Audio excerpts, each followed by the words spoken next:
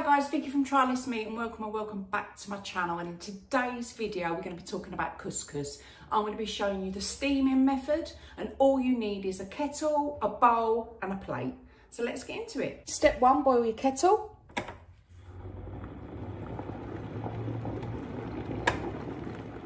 Step 2, add some couscous to a bowl.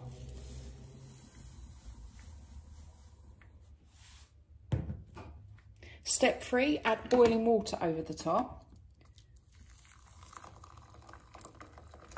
You need to make sure it's about 1 centimetre higher than the couscous.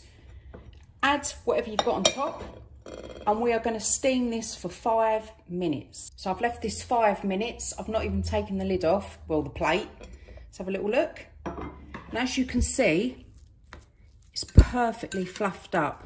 So you just need to make sure that you're about 1 centimetre above the couscous. And this is ready to eat. If you don't want to eat this now, check out one of my other videos that shows you how to store this for meal preps.